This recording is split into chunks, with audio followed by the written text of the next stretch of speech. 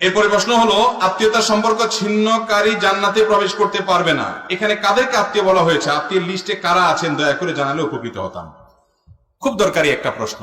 আত্মীয়তার সম্পর্ক রক্ষা করা সুন্নত না মুস্তাহাব?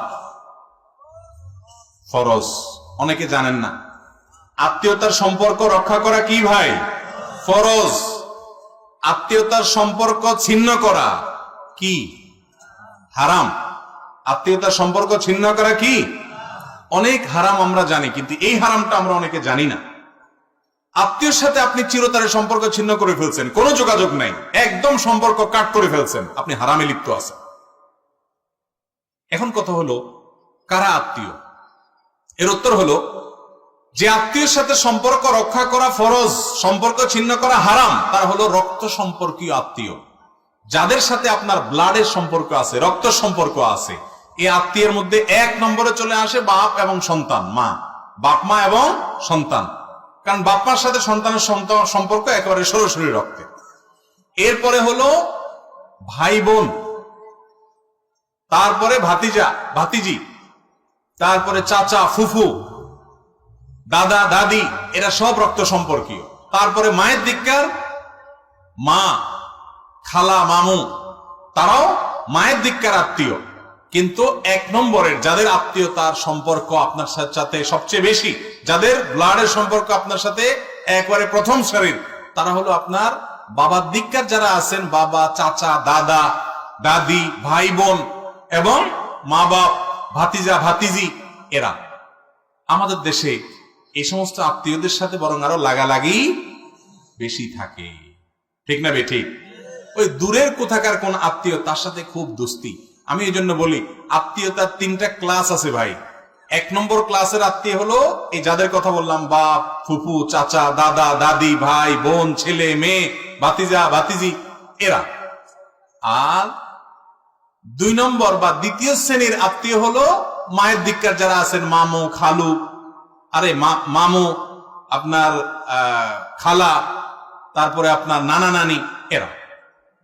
আর তিন নম্বর আত্মীয়, অর্থাৎ থার্ড ক্লাস আর কি, থার্ড ক্লাসটা বললাম না, তিন নম্বর হলো শ্বশুর বাড়ি।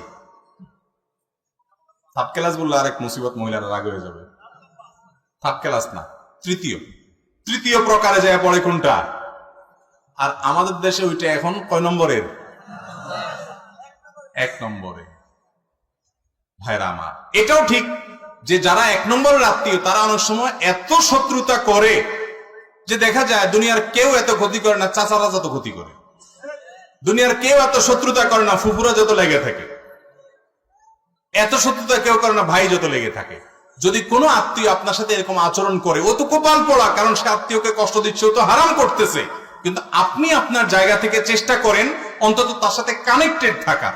যদি সে আপনার ক্ষতি করে কানেক্টেড হলে, তাহলে আপনি দূরে থাকেন, কিন্তু তা না হলে যথাসম্ভব তার সাথে মিলেমিশে থাকার চেষ্টা করেন।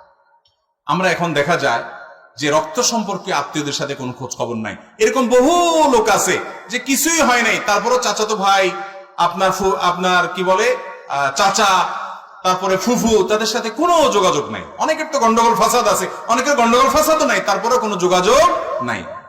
আজকাল ফেসবুকে আমাদের এক একজনের 5,000 করে বন্ধু। 5,000 বন্ধুর হক আদায় করতে করতে এই সমস্ত আত্মীয় গণার টাইম আমাদের নাই। কিয়ামতের দিন আল্লাহর কাছে এই 5,000 বন্ধুর কথা যদি বলেন, আল্লাহ দোস্তদের হক আদায় করতে গিয়ে ইনবক্স দিছে, এই জন্য পাল্টা লাইক দেওয়া লাগছে, কমেন্ট লিখছে, এই জন্য পাল্টা রিপ্লাই দেওয়া লাগছে, নাহলে দোস্ত নারাজ হয়ে গেছে, ওদের হক আদায় করতে করতে আল্লাহ সময় পায় নাই চাচা ফুপুর আদায় করার, হক আদায় করার। মুগুরের মায়ের একটাও নিচে পড়বো যে 2 নম্বর দোস্ত তোরে পাতাইতে বলছে কে? ভাইরা আমার, এই সামাজিক যোগাযোগের মাধ্যমগুলো আমাদেরকে আজকাল অনেক বেশি অসামাজিক করে দিচ্ছে। কাজের জায়গায় খবর নাই, অজায়গায় সব এনার্জি দিয়ে আছে। অতএব আত্মীয়তার সম্পর্ক রক্ষা করে চলবো তো ইনশাআল্লাহ। এক সাহাবী নবীজির কাছে বলছে, ইয়া রাসূলুল্লাহ, আমি তো আত্মীয়ের সাথে ভালো থাকতে চাই, কিন্তু তারা তো আমার ক্ষতি করে।